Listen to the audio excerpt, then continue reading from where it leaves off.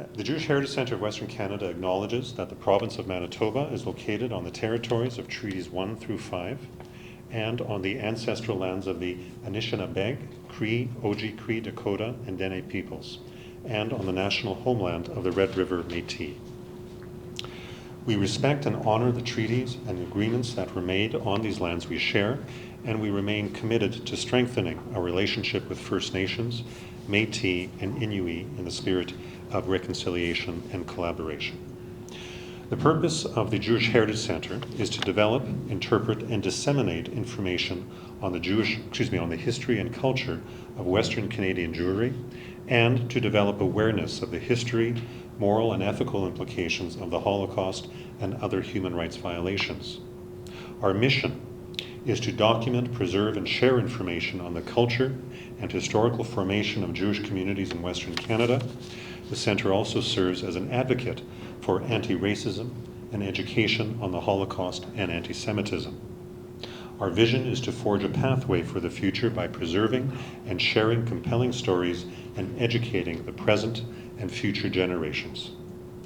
Finally, our mandate is to present programs and exhibits about the history, experiences, achievements, and culture of the Jewish community. What better way to fulfill our mandate than our presentation of tonight's program?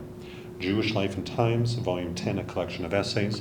I will now introduce you to Dan Stone.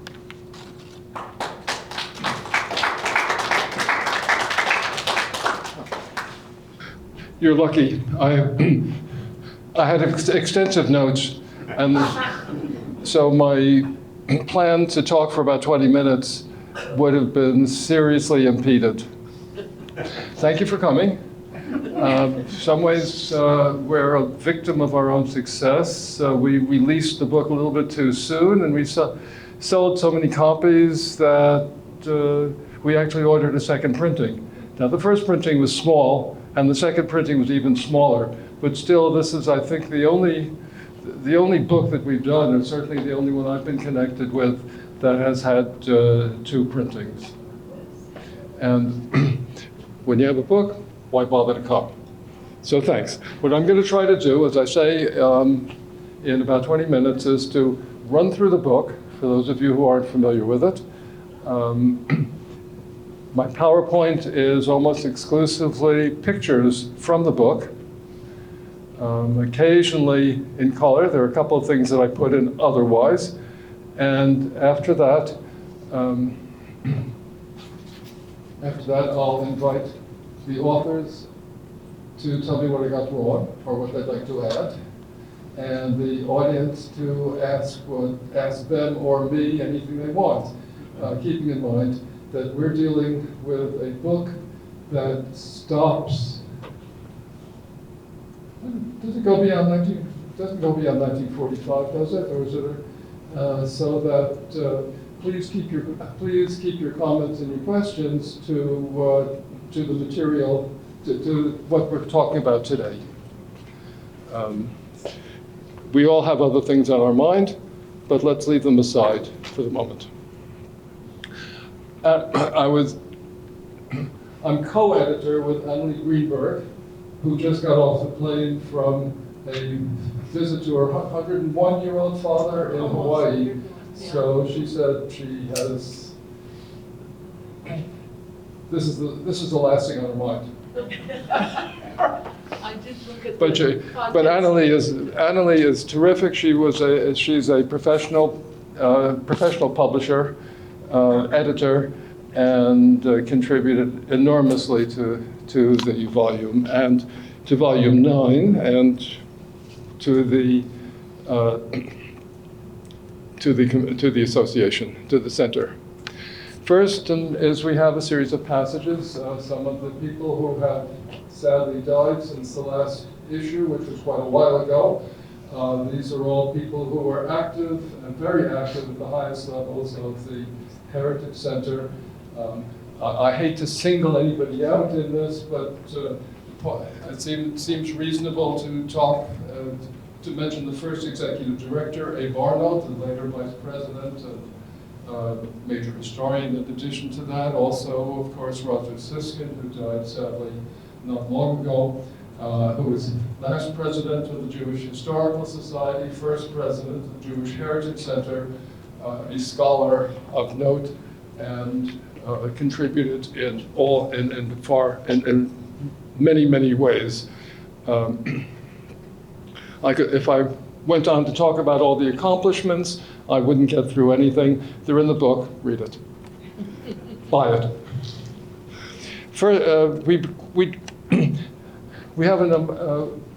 We were able to put this together in a number of sort of chapters or sections.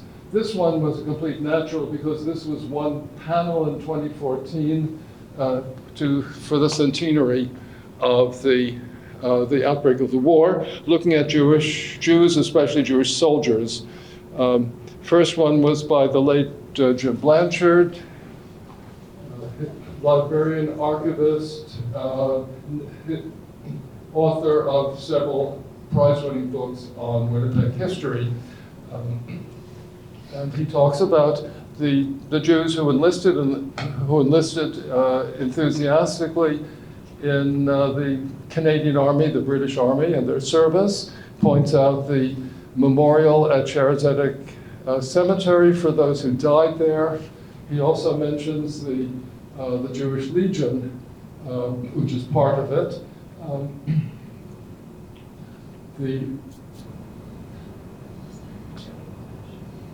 One of the gems of the Heritage Center is its photographic collection. And of course, it's limited to what people gave us. So here are a couple of pictures from the Legion. For getting pictures from other sources, it's been problematic because of technical issues and occasionally copyright. This is a recruiting office, someplace in downtown Winnipeg, and the recruits, and here Aaron Brody, who was a soldier in the so-called Jewish Legion that fought with Allenby's army in Palestine. A general theme that links all four of the essays here together is the patriotism of the soldiers, the Jewish soldiers who wanted to participate in the national life. And for some of them, such as this one, although they were very enthusiastic, there were also, of course, voices in Germany which were very much against Jews, and their services were not, shall we say, universally appreciated. This is actually an artistic rendering of a Yom Kippur service in the Franco-Prussian War, 1870-71. More directly to World War I is this cartoon that you'll see. If you're not familiar with the European style of writing, this is 12,000 Jewish soldiers who died in the German forces during World War I, and the tombstone of one of them. So the German Jews trooped to the colors as enthusiastically as the British Jews and the Canadian Jews and others. But of course, there were other, as Lionel points out in this essay, Lionel Steinman, retired professor of history at the University of Manitoba. There were many anti-Semitic voices during the war and after the war, especially the so-called Jew count, that is a census of how many Jews actually fought in the war. The anti-Semites thought that they would publicize it, that Jews were slackers. Didn't work out too well, but the idea stuck around. Sorry, Chris. French Jews in France. This is a picture of Dreyfus, and again points to the same thing. There were large numbers of French Jews who fought in World War I, very patriotic, but many anti-Semitic voices as well. Their services did not quiet the people who were hated Jews to begin with, and continued to hate them afterwards. Dreyfus, of course, was tried for treason and sent to Devil's Island in 1899, eventually exonerated, and was returned to the French army who were one where he served on the staff, and, I think at the rank of colonel.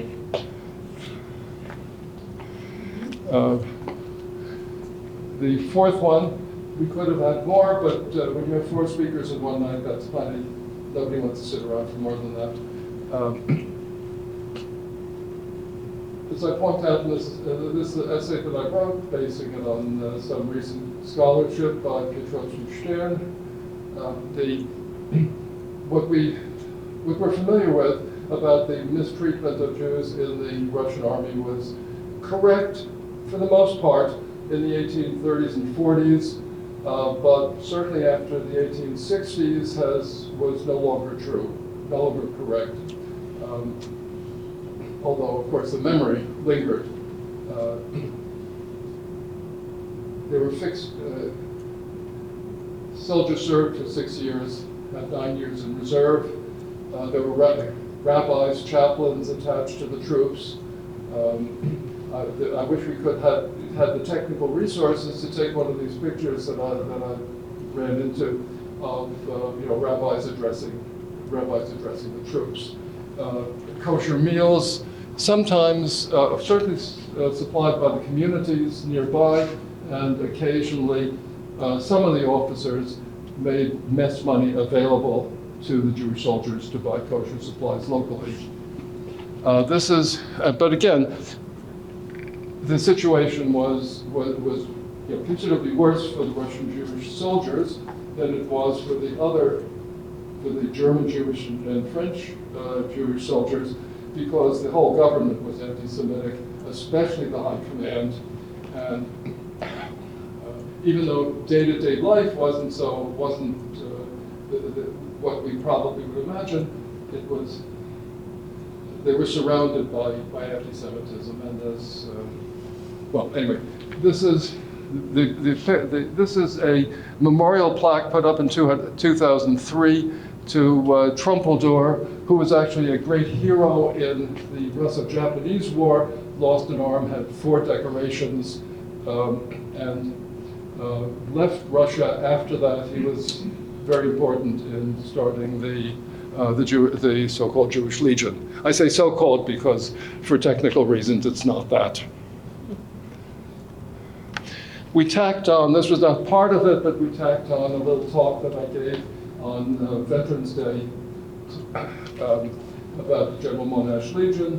Monash, of course, was an Australian Jewish commander of the Australian Army on the Western Front, and he was Jewish. He was a Zionist, although he was not religious.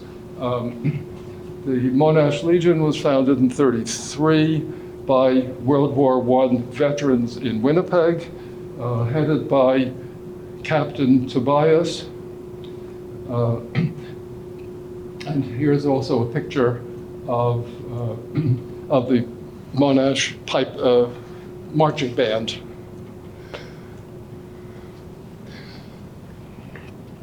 There was a panel on 1919 General Strike.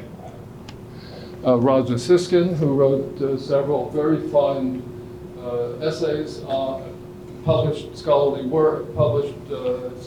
essays on the Jews and the General Strike and the radical movement in general. Contributed one of them. Here's a picture from our archives of Jewish radicals. I think this was a picnic in 1906, if I remember. And here's a street scene from the General Strike. Of particular interest to me was her reminding us that the Jewish community, most of the Jewish community, supported the General Strike enthusiastically, but didn't lead it. It was a British trade unionist strike.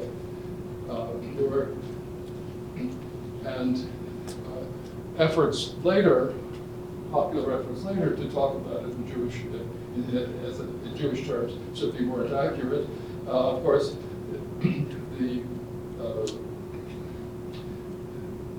Canadian government tried to picture this as Bolsheviks and other aliens, and subtext, I suppose, of Jews. She also points out, of course, the small elements in the community that were on the other side, the Committee of 1,000. And it ends up with a really interesting brief talk about Moses Almazov, the hero of Danny Shore's musical, not quite accurate, and found out, among other things, that he came to Winnipeg in 1946 as the editor of the Black Book, the first book on the Holocaust of source materials collected by Soviet scholars. And Harry Zaidman, who's here tonight, this isn't in the book. We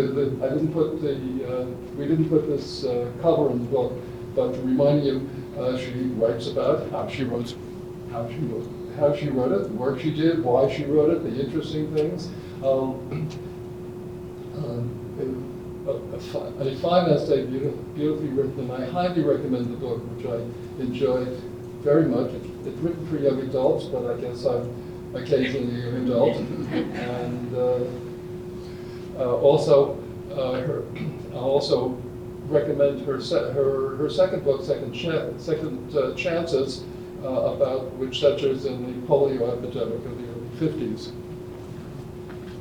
So this made a very fine evening on the strike. We tacked on, this wasn't part of it, but we had submitted, the Jewish Heritage Center had submitted some time earlier, a nomination of A.A. Heaps as a person of national significance, and for the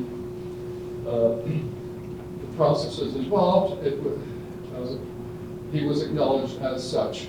And the first brief essay by his grandson, Adrian A. Heaps, a former Toronto City Councillor, Toronto resident, it outlines Heaps's activities in the strike as city councillor, as someone who was arrested, as someone who actually successfully defended himself in court against the charge. But quite a remarkable man, Heaps, who self-taught statistician, basically lawyer and legislator, and also art collector. And if you look carefully at some of the pictures on the wall of the Winnipeg Art Gallery, the historical section, you can see donated by A.A. Heaps. I didn't put the placard. The political placard isn't in that. Again, on the occasion of this recognition, national recognition, I wrote something about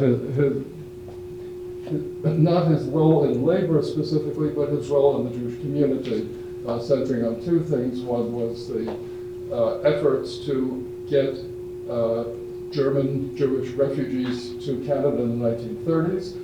In the broader terms, of course, it was completely unsuccessful, but he was able to use his political position to get the government to make exceptions for individuals. So there are a fair number of people, individuals, who were able to get out of Europe in the late 30s. And also, he was not particularly enthusiastic about Zionism, but he was asked to go off to Palestine, and he lobbied the government to change the regulations to get Jaffa oranges sold here. It had been tariff regulations had favored other oranges. I remember Jaffa oranges very fondly from the 70s when I first got here, and I'm sorry they're all exported to Europe now. Apparently you can get them in Toronto. Pardon? So I noticed someone wrote that you can get Oh, there's some in Toronto? Oh, well. A small section on Rabbi Zalman Schachter, world famous as the head originator, one of the two originators and head of the Jewish Renewal Movement, which attempted to breathe new life into what they saw as relatively staid and uninspiring traditional Judaism. First, longer essay by Alexander Granke, a graduate student at the U of M at the time, working under the direction of Justin Jared Lewis. tries to portray how his experiences here in this particular city helped form his approach, and which he used afterwards became world famous. Many of, if you were there, or actually, since this is from, he was here in what, 57 to 75. Many of you may have had direct contact with him and know that he was charismatic and all sorts of things, from, Sufis to Hare Krishnas to drugs to, whatever was popular at the time, and had a remarkable effect on people in Winnipeg, which we can follow up. One of the people, he was not in Winnipeg at the time, of course, was Rabbi Alan Green, Rabbi Emeritus Shaara Zedek, who was growing up in Los Angeles, a little bit cool towards how the synagogues were run, and then discovered Rabbi Schechter, became his disciple, brought some elements of that with him for his long stay in Winnipeg. Another one, again, Garment Trade, which was a large exhibit downstairs covering all of our display windows along the Goldberg walkway and the one in front. The curator, Stan Carbone, who's back there,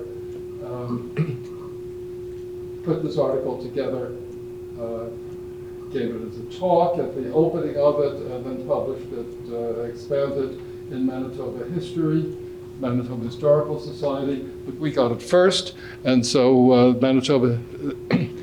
Manitoba History and the Manitoba Historical Society very generously said, we're not going to stand on our copyright. By all means, print it, and just be sure to mention us. So I'm doing that. This covers in a short space all kinds of aspects of labor, owners, workers, immigrants, technology, the rise of the industry and its decline. When I got here in the 70s, there were, I think, 9,000 garment workers in Winnipeg. Now you can, now there certainly aren't very many, I forget what the figure is. And backed it up, another evening, Bruce Sarvit, a playwright enthusiast who's written several dramas for us in the Heritage Center that we've staged as part of our programs, wrote a series of sketches on the garment trade. This one in particular has a very attractive argument between an owner, a shop owner who's going to get an award for his achievements from the industry, and a labor leader who thinks that he's getting it for exploiting them, and they argue about it. Bruce does a very nice job in it. So I think this between the two of them, you get a remarkably well-rounded picture of what was a major part of Winnipeg life for many, many years. Now, these are not specifically part of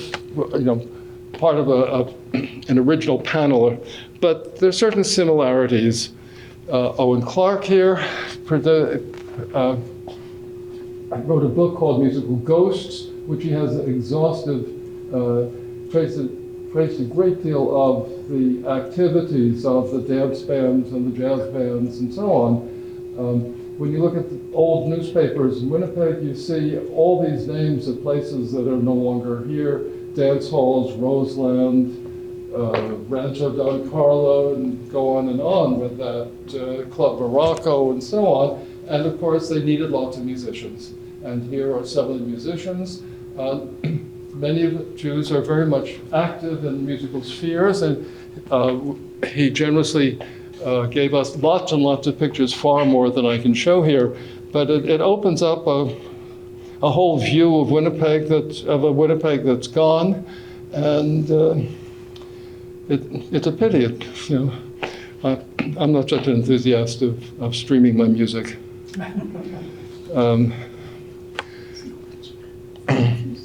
other groups, Finjan at the end of here you can see them, and Harry Smith, his local name, not his original name, the owner-operator of Club Morocco. When he took part in a program following up on this quite recently, there were lots of questions asked about the famous Barbra Streisand incident. Another major activity was the Jewish Chess Club, written by Cecil Rotzener over there. A fine presentation. Lots of Jewish chess players became when they started their own separate club, rose quickly to many city championships and broader in the 1930s. Here are a couple of pictures of the organizers, and on the right, a picture of meeting the world chess champion, Alekhine, when he came to Winnipeg for a tournament. And of course, a great deal of attention paid to Abe Yanovsky, the greatest chess player of Winnipeg and probably of Canada, first Grandmaster in the British Commonwealth, a child prodigy who was winning tournaments against much older opponents of well-established top-flight opponents when he was already in his teens. But as many of you know, he did not become a full-time professional. That wasn't the life that he chose. Got a law degree, which he already had a law degree for some of this, became mayor of West Kildonan and city councilor. Social issues, lots of social issues. These are all separate. S.L. Jones gave a talk in 2006 on Jews and the influenza epidemic. She wouldn't let us publish it in 2009, volume 9, because it was about to be, her book was about to come out with the U of T press, and she was afraid there would be too much overlap. But but now she said, okay, go ahead, if the U of T accepts. And I wrote to the U of T, and they said, well, it was a long time ago, and you don't just take a section out of it, so go ahead. So here we have, she is, of course, a social historian, pays a great deal of attention to the influences of social structures.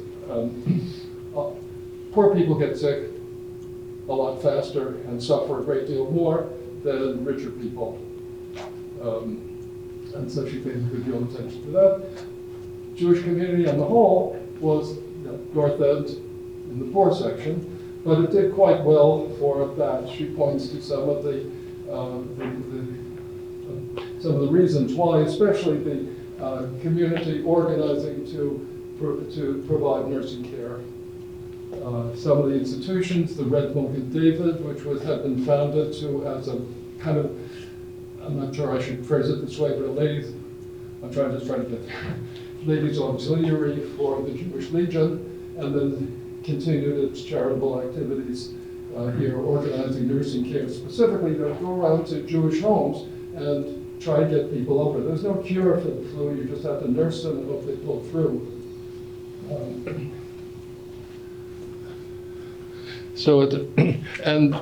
She talks a great deal about she's very knowledgeable about medicine, did her homework very well on it, and is prepared for all sorts of things. So she talks about the symptoms, the causes of death, and some of the more bizarre cures that were attempted. One thing that she mentions that I found interesting was the so-called, what she calls the sacrificial wedding, which is also called the black wedding, held in a cemetery with a bride and groom who would otherwise be very unlikely to be married because of some physical or mental disability, or possibly just poverty, but the community would pay for it. Something I followed up on fairly recently and discovered that I couldn't identify, I couldn't find any reference to the bride and the groom in vital statistics and census and Henderson Directory. So I've come to I purely speculative came to the conclusion, which I wouldn't put in print because it's so speculative, that it was a fundraiser. They passed the hat. There were more than 1,000 people there, and passed the hat collected, if I remember correctly, well over $500, which in 1918 was an awful lot of money. So, anyway, Sharon Graham here wrote on the orphanage.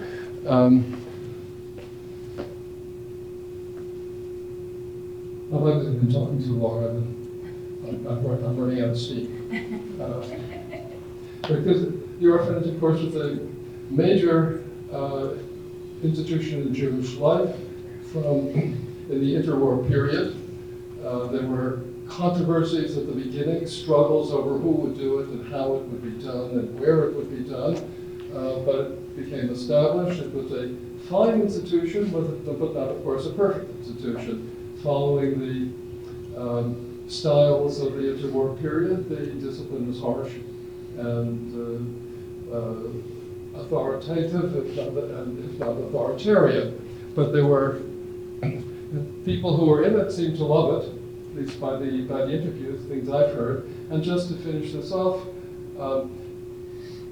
it wasn't people only without parents who were received at the orphanage. It could be one parent, it could be poverty, it could be, and they also people who, young people whose parents lived outside Winnipeg. And fundraising went out throughout Western Canada. There were people who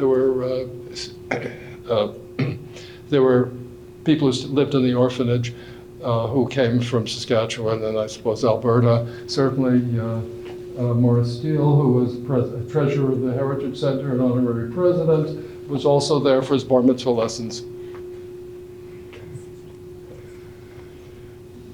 Arthur Ross, Professor Arthur Ross, Winnipegger, of course, son of Anne Ross and William Ross, wrote a major book, and he gave the Winnipeg launch, gave us the text of the Winnipeg launch. The theme here is the contributions of the left and the North End to creating the institutions that we all enjoy, from the orphanage to, well, not the Heritage Center yet, but all the philanthropic activities, the cultural activities. These are the products of people without an awful lot of money, but with a great deal of drive to improve society. And of course, so much of the character of the Winnipeg Jewish community was done by this. So here he has a sort of a brief précis of it with a couple of examples, including the orphanage. But the book as a whole is very fundamentally researched and well worth reading. These weren't in the book, but you have to cut out photographs. You cut them out from the editor's collections.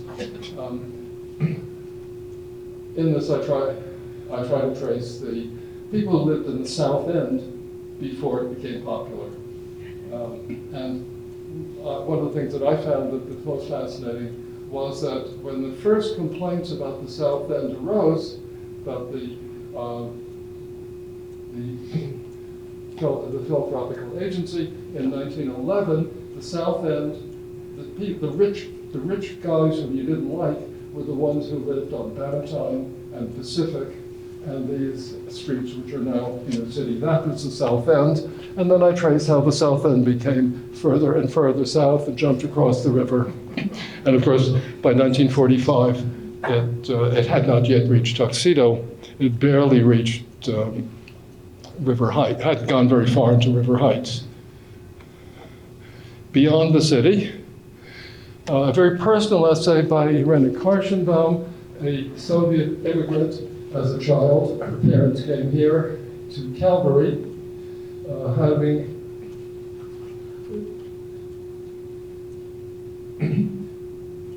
having a lot of, it's difficult being Jewish in the Soviet Union, especially in the 50s, 60s, 70s. she was able to take her mother's name, and her mother kept it legally, Armenian Jewish, but couldn't tell it from the name. The father was Karstenbaum. Here, after a while, they took on Mrs. Karstenbaum, and Irena became Karstenbaum. But she talks about immigration, she talks about some of the ambivalences in the attitude, and how it became, as the title suggests, how it became nailed down with this synagogue project. Calgary has a big heritage park, which I hope I get to someday. Sounds really quite wonderful. There wasn't any Jewish representation in it. Somebody suggested it. She had the drive to get it done. And this former synagogue in a rural area, at a farm colony that gave up the ghost, she gives the details about the idea, the fundraising, the physical issue of how you get this building over 100 miles or something, whatever it is, to Calgary Heritage Park, clean it up, make it into this. Our pictures in the book, unfortunately, aren't in color, but it gives you some sense of the achievement, and where gives a center for people to visit, and that's a school group coming for it. And again, it was immensely popular when it opened. This is 2,000 people who took part in a Torah procession for the formal opening of the synagogue, what was now, well, it is used as a synagogue and center. Professor John Lair, who's there. I cut his essay down to practically nothing, and he complimented me for it. Actually, I left out a lot of things that were very good, but they were extraneous to this particular volume. He has discovered a farm colony in Rosser that went through the 30s. There were some people who lived there, a few Jewish farmers who lived there individually, as late as the last one in 1965. There was a youth experiment, training for agricultural work in Jewish Palestine, and it covers that in brief form. Here's a sort of an item list. Celia Rabinovich talked about her cousin. There's a fascinating story, but I'm going on far too long. A young man, born in Morden, lived most of his life in Morden, went to St. John's Tech High School, but went back to Morden afterwards, died in his mid-20s, a pilot in the Canadian Air Force. His plane went down in North Africa in 1943. But he had very interesting ideas about how to deal with photographs, both technically and in subject matter. And Celia is a professor of art history in various places and an accomplished artist herself. So she discusses these in a fascinating way. Here are two pictures, two self-portraits, and some of his more interesting pictures, more unusual pictures. And we're lucky to have Dale Barber here, yes, hiding in the back, who wrote a fine book on Winnipeg Beach, and for purposes here at the Heritage Center, did something specifically on the Jewish community in Winnipeg Beach, how it was founded, what was available to them, the richness of life there, which I personally didn't experience, coming late and not being a beachgoer, I guess, but probably a lot of you did. The mixtures of people on the boardwalk, but also, as the title suggests, the lines were drawn in the sand. Mixing could only go so far. There was a Jewish section, there were other sections. You didn't step over it. I talked mostly about some of the earlier decades. And there were also So there was a lot of mixing. There's also a lot of non-mixing. And there are certain people it talks about who were able to cross the lines because they worked there. It's not just religious antipathy or national antipathy, but it's often a class matter. I know from in my own family, extended family, people in the resorts have very mixed attitude towards the tourists. They make their living off them, but they're not like there, and you resent them at the same time. It's a difficult matter, and some of it is visible here. My 20 minutes have only been about 35, I think, so it's, for a retired professor, that's not too bad. Special thanks to Heritage Grants, which paid for the design of the book, to Manitoba Historical Society, particularly the Manitoba History, which became Prairie History, for the rights to publish several articles that were given here first, but published there first. University of Toronto Press, as I mentioned, for saying it would be okay to go ahead with that, and to the board and staff of the Jewish Heritage Center. Bill, who did so much work administratively, Stan, and Andrew, who worked on the photographs and the text and various other things, and especially a former board member, Annalie, who I started out with. So I'll finish there and ask you please to invite you to comment, ask questions of me, of the authors, and we'll do what we can.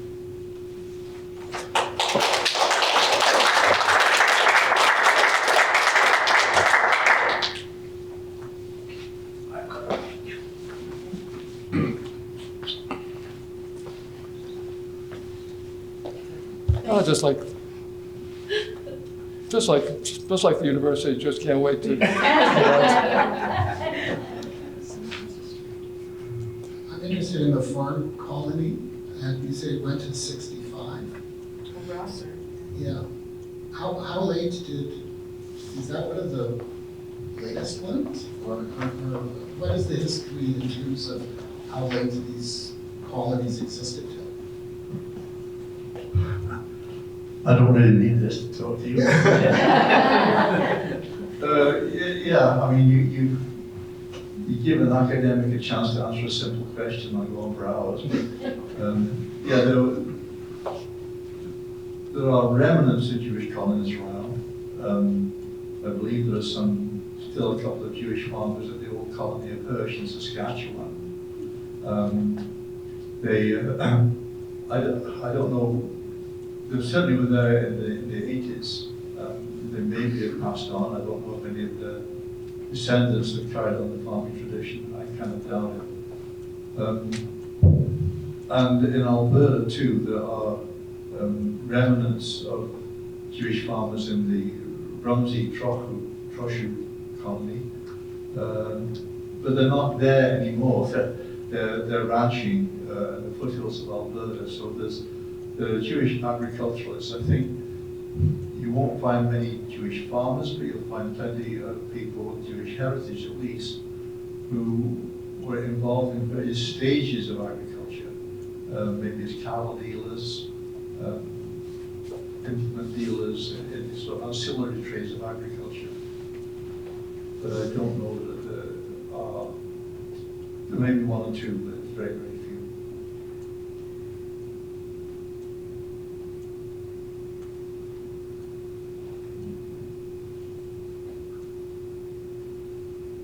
It's just like university, isn't it, Dan? You know, ask it. Any questions? You need a mic? Okay.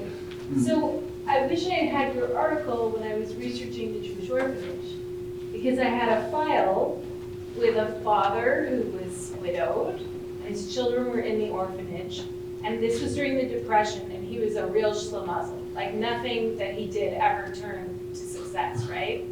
And one of his projects, his schemes to get himself back on track, was some kind of farming colony in Rosser in the 30s. And I looked it up everywhere and I could find no trace.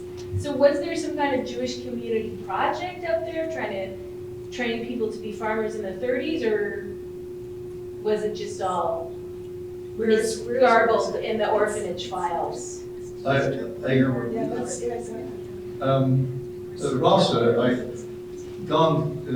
I complimented Dan on taking a longer article and distilling down it to its essence, but I argued that a lot of the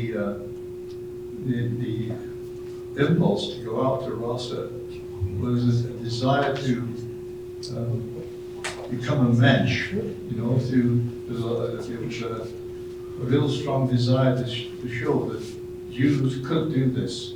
And there's a sense of pride, I think, in going out back to the land. And the government encouraged it because at the time they were concerned about rural depopulation, and there were all kinds of government initiatives at the federal and provincial level to encourage people to go back to the land. You call it the Rural Farm Rehabilitation Act. It was really going against the tide. The people who went out were quite dedicated, and some were, I think, quite successful farmers, but it was so difficult because, you know, you're out there in Rasa, you're quite removed from the Winnipeg market for dairy products. There was competition more close in with Kildilmans, and it was tough times. And they gradually faded away because, and I argued this in another article, the reason that the Jews, I think, left the land was because they could. Whereas the Ukrainians and some others of the people who came from much the same area in Eastern Europe, they had other skills. You know, they didn't have to be farmers, and quite frankly, farming in the 1930s was no picnic. So there was a colony called Gruber up near Winnipeg-Osis. It was a farm village, a bit like Bend Hamlet, but earlier. And it arose, there was, I think, 50 or 60 people in total, or perhaps more, there at one time. And they'd all gone for 6 or 7 years. They got the land, they proved that they were successful, but they had the brains to think, this is not a good way to make a living, I can do better in Winnipeg. So they left and went to Winnipeg, having got themselves a kind of they sold out to Germans and Ukrainians, and they had a kind of a grub stake to go back to Winnipeg and then use the skills they had to better themselves. Long answer to a short question. I have to ask Owen Clark this question. So Owen, what's the scoop about Barbara Streisand in Winnipeg? Was she fired by Avi Galpin? Okay, I had to ask. Yeah, there's been a lot of controversy about that. Some of my colleagues have said she was never here. She really wasn't here. Well, I know she was here. The piano player at the Town and Country was George Resnick. And it was his group that was performing behind Barbara. Avi Galpern, you may know that name, was the editor of the Town and Country. And Barbara was on her first out of New York appearance. She was really a neophyte in the world of entertainment. And she had no money. She had one black dress that she wore. And she had a New York accent. So that was the start. She also sang tunes. One of them that I remember was The Supermarket in Old Bombay. Well, it wasn't exactly a top 10 or another thing, you know. But anyway, after a couple of nights, Avi was quite upset that she was not doing what he felt she should do for the club, and she wasn't drawing the people. There used to be a microphone by the doorway as you went into the towers, and the host or hostess could go on there and say, you know, Mr. Johnson, your table for 4 is ready, that kind of thing. People would be waiting at the bar. So Avi got on the microphone and said, "Get off the stage, you're horrible." She looked around, and she just went right on singing, and he let it go, and the next night he was back again, railing at her, "Leave the stage, you're terrible. We don't want this here." So I think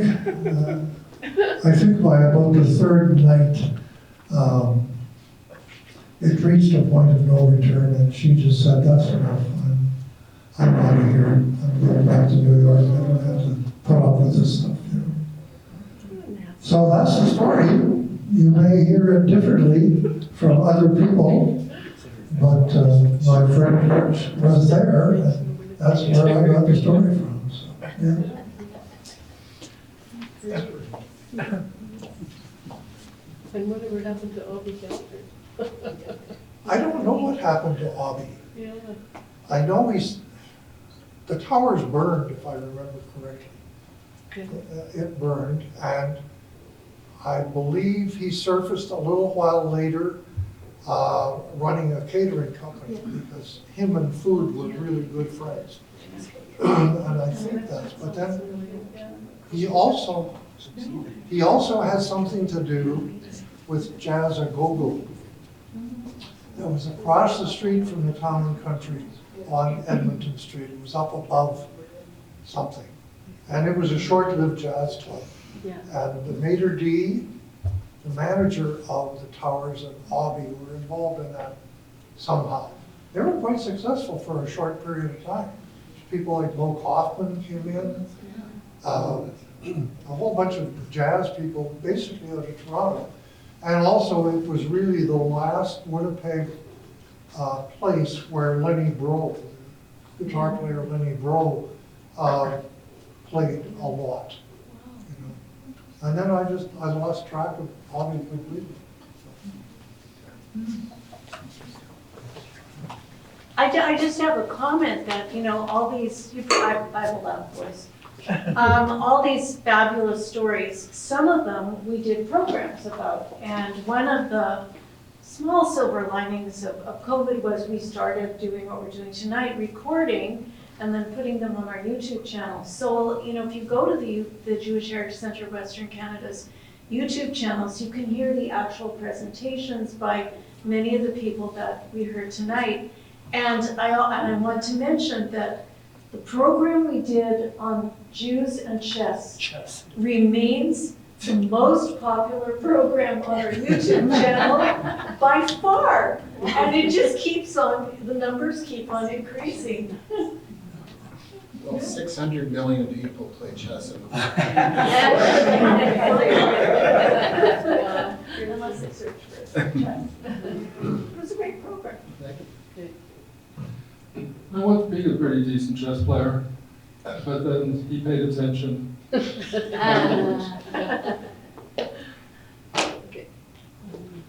Sharon, do you want to talk a little bit about Pearl Finkelstein and her significance? Well, she's not in this. She's not in that, that's right. Okay. It's up to you. Sharon presented a prize-winning essay to us on one of the people involved. So that it would fit if it was not in this essay, but you could mention her briefly. I think it was one of the YouTube videos that was released during COVID, actually. Yes. It was, I don't need the microphone, man. I never do. Pearl Finkelstein was a young woman who married late. And in her 20s, she realized that because of the war, she probably wouldn't get married anytime soon, and decided to dedicate herself to the Jewish community. She came from one of the earlier settled families, and she was a woman of intense spirit and empathy and intelligence. And she became the second social worker attached to the Jewish orphanage. So she would try and help the children who were aging out of the orphanage. They were technically supposed to leave the orphanage at 16. She would try and find them work in the Depression, and she also tried to help families that could be reunited who had been involved in the orphanage because they were poor or because of illness. So she worked very hard, and she had no professional training, which in many cases I think actually made her a better social worker. She had a natural tact and sensitivity. The Jewish Heritage Center, of course, has a huge collection of oral histories, and Pearl Finkelstein's oral history is included, and her memoirs about what she did for the orphanage. She also was one of the founders of the National Council for Jewish Women in Winnipeg, which I'm also very fond of. So I was really honored to write about her. She was a real founder of our community. Eventually, she married in her 40s, or at about age 40, to, I can't remember which Silver it was, but the Silver who owned Western Glove Works at the time. So she kept going, her charitable career kept going, but less professionally, more as a volunteer. Well, I just want to give a shout out to Rosie Siskin, who died at the end of 2022 already, November. Anyway, for her contribution to the Heritage Society and the guidance she gave it, the care she gave to accumulating the history, making sure the history of the Jewish community was recorded. Personally, she helped me in my book to make sure my Yiddish was correct. Her Yiddish was perfect. And it was just very valuable. And so I think all of this is a result of people like her, just because I so admire her that I want to mention her. We were extremely lucky to have had her into her 90s, and she was active almost until a month or 2 months before she died. And her contributions kept growing. She was a fine woman, and a fine scholar, social activist in all sorts of ways.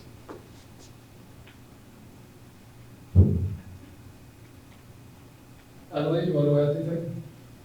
No, I think you covered it. Yeah, okay, I'll finish up and say, May I say something else here? Owen wants to say. If you're seeing as how I have him captive here, I'm going to do a bit of shameless self-promotion. I released a book in 2008 called Musical Ghosts, and that's how I really got into the Jewish culture with all the Jewish musicians that I grew up and performed with. And during the process of that book, I started to write music about each of the clubs and everything that I had played at, or some of the theaters, Pantages, the old Orpheum, Chan's Moon Room, a bunch of others. But anyway, next Friday, April 5th, the Winnipeg Jazz Orchestra and I are putting on a show of all this music that I wrote for this book. And it's at the Manitoba Museum. Friday, April 5th, there's 2 shows, 6:15 and 7:45. And the big thing is, it's free. You don't need tickets, just show up. If you're really concerned about getting a seat, contact me somehow and I'll save you a seat.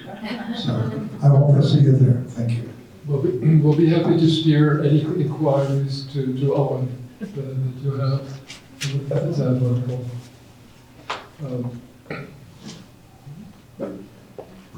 Just mention a couple of things. Coffee, Hamantashen, the things back there that I'll set you free to have.